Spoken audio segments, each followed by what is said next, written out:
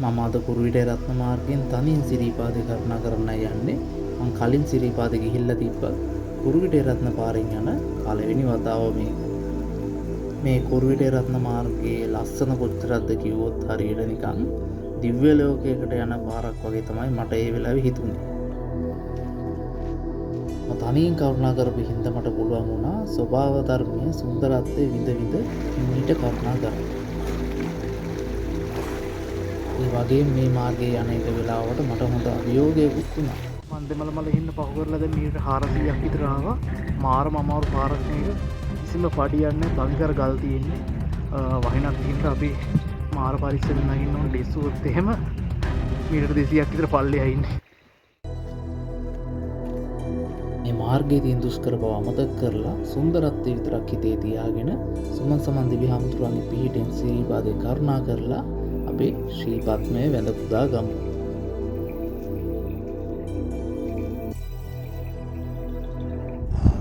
සුබ උදෑසනක්. මම අද තනියම රත්න පාරෙන් සිරිපාදේ තරණය කරන්න යන්නේ. මං ඉන්නේ මේ මාර්ග දෙක වෙන වෙන තැන. නව මාර්ගයේ තියෙනවා, පැරණි මාර්ගයේ තියෙනවා. ඔයාලට ඕන නම් අලුත් පාරෙන් යන්න පුළුවන්. මොකක් හරි හැබැයි ට්‍රාන්ස්පෝර්ට් එක තමයි යන්න ඕනේ. පැරණි පාරෙන් යනවා නම් කිලෝමීටර් 4ක් දුරක් තියෙනවා. අලුත් පාරෙන් ගියොත් ඒක අඩු කර ගන්න පුළුවන්. හරි අපි ඉස්සරහට ගිහිල්ලා බලමු කොහොමද ගමන වෙනස් වෙන්නේ කියලා. ඔයාලා කොළඹ ඉඳන් එනවා නම් කොළඹ බදුල්ල බස් එකක එන්න. කොළඹ බදුල්ල බස් එකක ඇවිල්ලා කුරුවිටෙන් බහින්න. කුරුවිටෙන් බැහැලා අඩවි කන්ද බස් එකේ නගින්න. ඊට පස්සේ ඔයාලට මෙතෙන්ටම ළඟා වෙන්න පුළුවන්.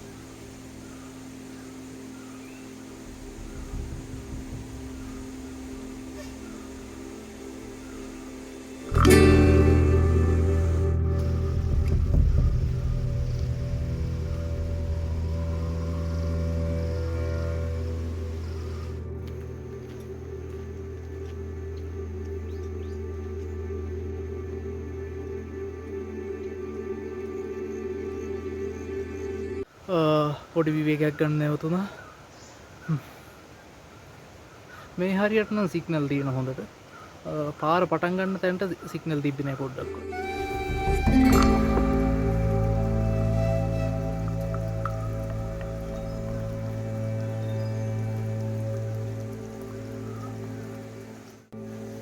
ඔයාලා කුරුවිට පාරෙන් යනවා නම් මොබිටෙල් සිම් එකක් දාගෙන එන්න. සාමාන්‍යයෙන් ගොඩක් තැන්වල සිග්නල් තිබ්බා.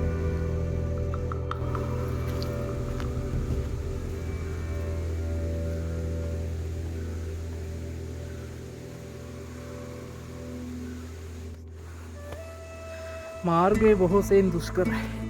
ඒත් අපි සමන් දෙවියන්ගේ රැකවරණයෙන් කරුණාවෙන් අපි සිරිපාදේ තරණය කරමු.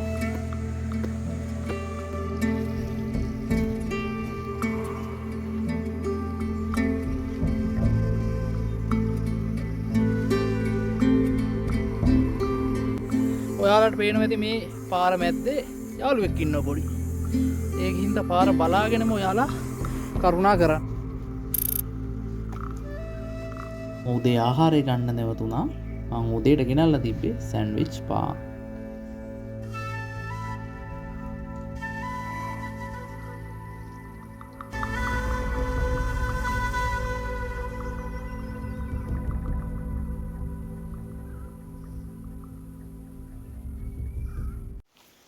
මේ මගේ තුන්වෙනි සිරිපාද කරුණාව. මට හිතුණා කුරුවිට පාරෙන් කරුණා කරන්න. හැබැයි මං කුරුවිට පාරෙන් යන පළවෙනි වතාව.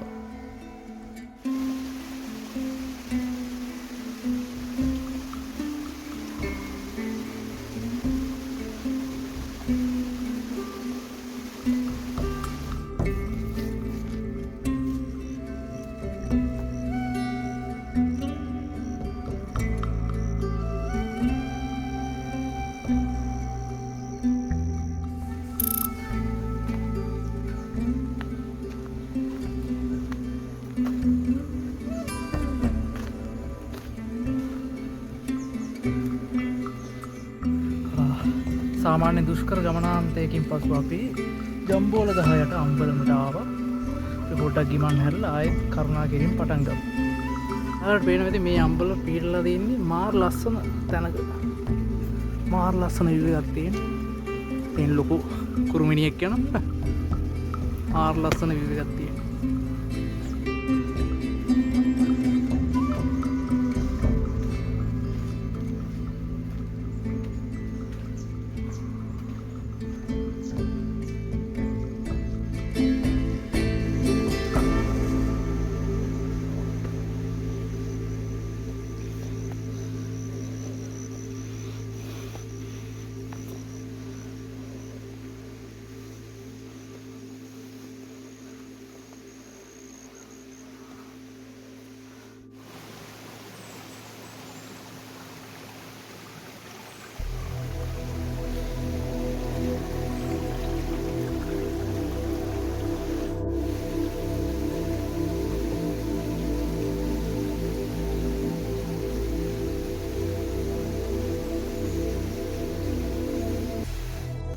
ගමන් නම් මාර දුෂ්කරයි. හැබැයි කොච්චර දුෂ්කර වුණත් මේ පරිසරය ලස්සන හින්දා අපිට ඒ දුෂ්කර බව පොඩ්ඩක්වත් තේරෙන්නේ නැහැ. හරි. අපි සමන් දෙවියන්ගේ ආශිර්වාදයෙන් ඉස්සරහට කරුණා කරමු.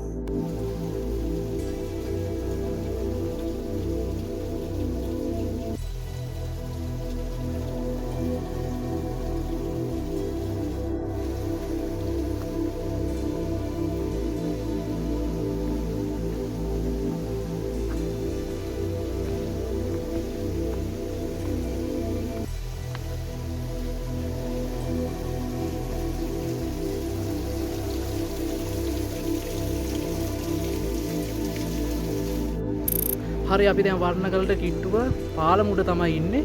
මෙතන හරහා තමයි බලාගාරයෙන් නිදහස් කරන වතුර යන්නේ. මෙතන සාමාන්‍යයෙන් අර ලස්සන පිරිසිදු වතුර පළවල් තියෙනවා. හැබැයි නාන්න එපා මොකද බලාගාරයෙන් වතුර රිලීස් කරොත් එහෙම ඔයාලා අර පල්ලෙහාටම ගහගෙන යන ලොකු ගල් තලාවක් තියෙනවා. මම වීඩියෝ එක දාන්න. මාර විශාල ගල් තලාවක් තියෙනවා මේකෙන් එහා පැත්තේ. වෙන බය හිතනවා දැක්කම.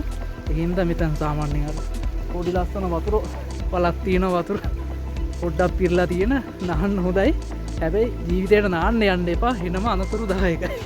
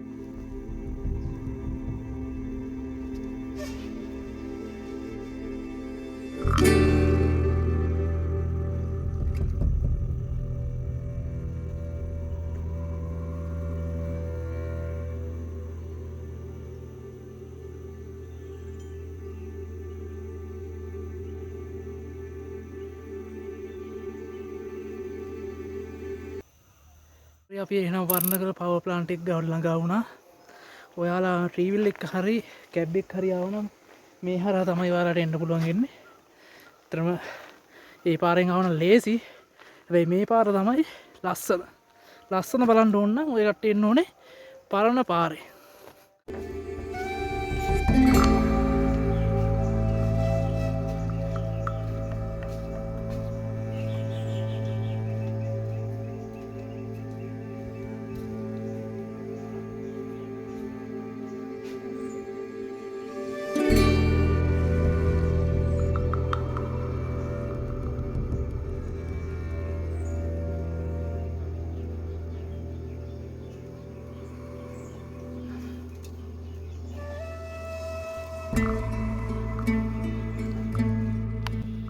එහෙනම් සුමන් සමන් දේවාලය ළඟා වුණා. සුමන් සමන් දෙවියන් හාමුදුරු වැඳ පුදාගෙන ඉස්සරහට කරුණා කරමු.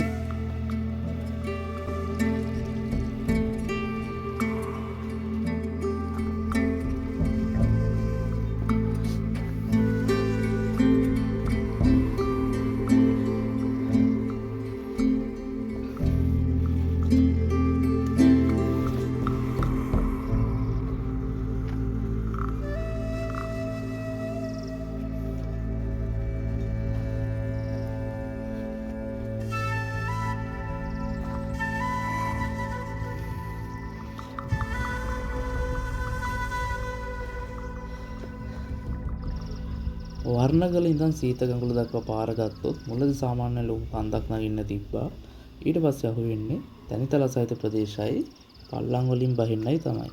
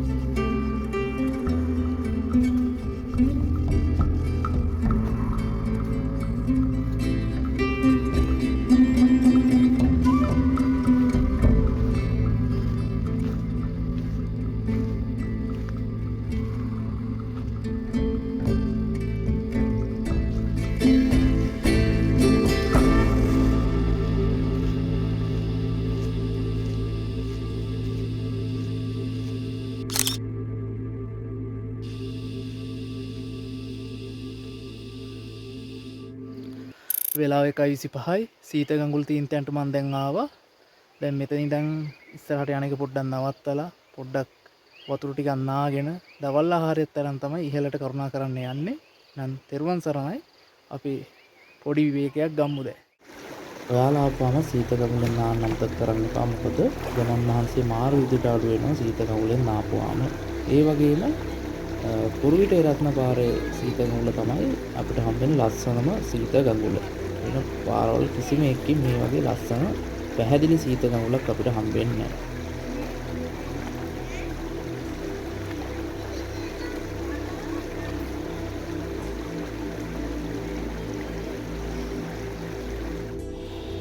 අරට පේනවා ඇති මේ සීත ගඟුලේ ඉන්න චූටි මාළු පැටවුත් වගේ. අතන මේ අපේ සම්පත් අපි ඒවා පරිස්සමෙන් ආරක්ෂා කරගන්න ඕනේ. ඔන්න ඔය විදිහට තමයි පාලම උඩ ඉඳන් බැලුවාම අපිට පේන්නේ. ඔයාලා හැබැයි ගැඹුරු හරිය නාන්න යන්න එපා. ඒ හරිය ගොඩක් යටයි. හොඳට නාලා බඩගිනි වුණාම තමයි අම්මා බෙදලා දුන්න බත් එක මතක් වෙන්නේ. මම මේ වෙලාවේ බත් එක්ක කන ගමන් ඉන්නේ. බත් එක්ක කාලා අපි ඉස්සරහට කරුණා කරමු.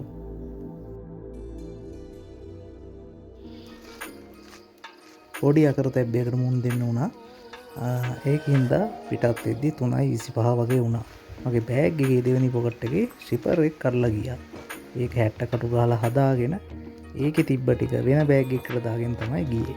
ඒකින්ද ඔයාලා කරුණා කරද්දි හොඳ ටිකක් හයිය ලොකු බෑග් එකක් අරගෙන යන්න ඕකට. ඇත්තට මේ පාරෙන් කරුණා කරද්දි මං ආසම දෙයක් තමයි මෙන්න මේ යකඩ පුටු.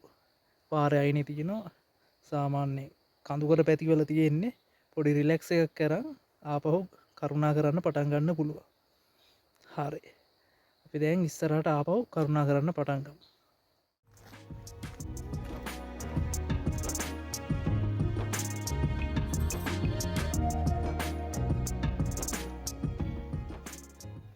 දිගටම කරුණා කරන ගමන් ඉන්නේ. මේ වෙලාවේ හැබැයි පොඩි ගොරවන සද්දයක් එනවා. ඉස්සරහට වහින්න පුළුවන්. හොඳ වෙලාවට මං පල්ලෙන් රේන් කෝට් එකක් ගත්තා. ඒකින්ද බය වෙන්න දෙයක් නැහැ. හරි අපි ඉහළට කරුණා කරමු පරිස්සමෙන්.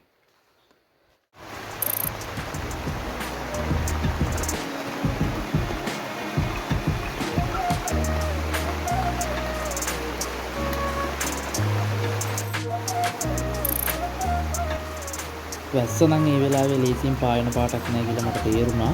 මං හිතාගත්තා ශ්‍රී ලංකා නැවතුම් වෙත වැස්සේ හරි ගමන් කරන්න. ඔයාලට පේන විදිහ පොඩ්ඩක් වහිනවා. පරිස්සමෙන් කරුණා කරන්න ඕනේ. මොකද පාරේ තියෙන ගල් සාමාන්‍යයෙන් ටිකක් ලෙස්සනවා. ඒකින්ද අපි සුමන් සමන් දෙවි හාමුදුරන්ගේ පිහිටේ ආශිර්වාදයෙන් පරිස්සමෙන් කරුණා කරමු. අපිට හදිස්සියක් නැහැ. ඉතින් සීර්වි අපි අපේ ගමන යමු.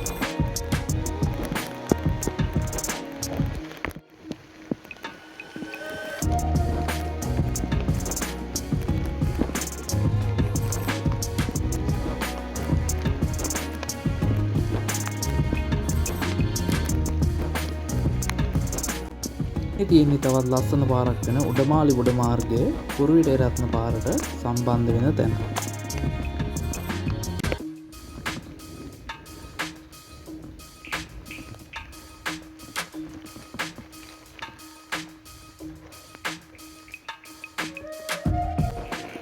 මේ තියෙන්නේ දෙමළ මල ඉන්න නැවතුම. මේ ප්‍රදේශයේ තමයි සාමාන්‍යයෙන් අලි එහෙම ඉන්නවා කියන්නේ.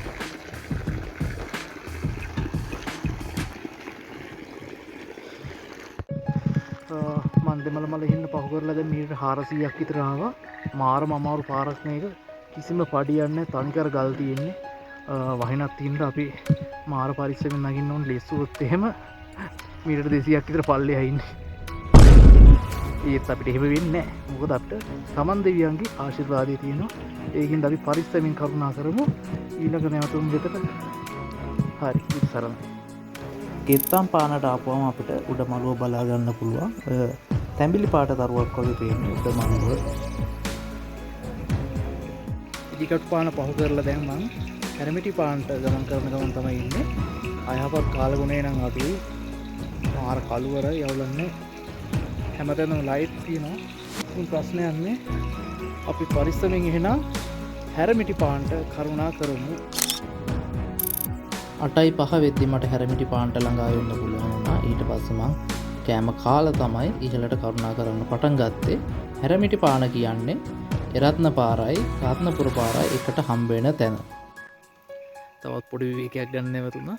තාම මං ආඩියම්බලම ලං වෙලා නැහැ. තාමන්නේ තව ටික දුරක් ඇති. හරි අපි එහෙනම් පරිස්සමෙන් ආයෙත් ඉහළට කරුණා කරමු. විශේෂයෙන්ම අනිත් වන්දනා නඩවල ගිහපු අයවත් මතක් කරන්න ඕනේ. මම මෙහෙම තනියම කරුණා කරද්දී ඒගොල්ලෝ මං ගැන ගොඩක් වෙල බැලුවා.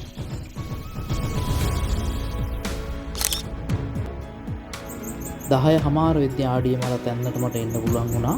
මෙතන තමයි අන්තිම අම්බලම තියෙන්නේ.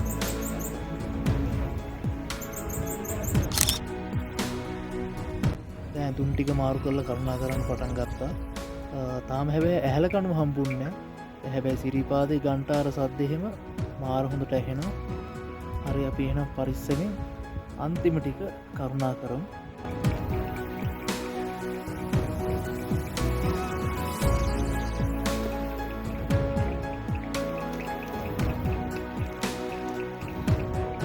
ඇත්තටම මට මාරම කනගාටුයි මගේ ඇස් දෙකට පේන ලස්සන ඔයාලට පෙන්වන්න බැරි වෙච්ච එක ගැන. මේක සාමාන්‍යයෙන් පරණ ෆෝන් එකක් හින්දා කැම් එක ටිකක් ක්වොලිටි අඩුයි. මේ නිල් පාටට පේන රජමාවතේදී හම්බ වෙච්ච මකර තොරන් තියෙන තැන. ඔන්න එහෙනම් 12:22 වෙද්දි මට පුළුවන් වුණා ඇහැල කනුවර ළඟා වෙන්න. මම ගොඩක් හිමීට කරුණා කරේ යන්නේ කම වීඩියෝස් ගන්න වැඩ හින්දා ටිකක් වෙලාත් ගියා. ඒ වගේ මං පරිසර සුන්දරත්වයත් ගොඩක් අත්විඳා. ඒ හින්දා තවත් වෙලා ගියා. ඔයාලට මෙච්චර වෙලාවක් යන එකක් නෑ. ඔන්න එහෙනම් ඉතාම සුන්දර ගමනකින් පසු අපි උඩමළුව වෙත ළඟා වුණා. මෙච්චර අමාරුවෙන් කුරුවිට හරහා ආවේ ශ්‍රීපත්මේ වැද පුදා ගන්න. අන්තිමට අපිට එතෙන්ට ළඟා වුණා. ශ්‍රම පැය 15කට වඩා කාලයක් ගියා මට මෙතෙන් ළඟා වෙන්න. ගොඩක් කෙනින් ආවේ ඒකයි. අර එහෙනම් අපි උඩමළුවේදී හම්බෙ ශ්‍රීපත්මේ වැද පුදාගෙන.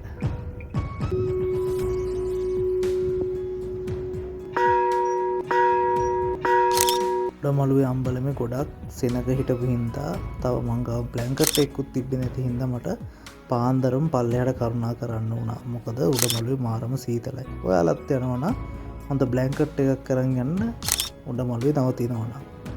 මම මේ දාලා තියෙන්නේ 2022 දී මං කරුණා කරපු පාර ගත්ත ෆොටෝ වගේක්.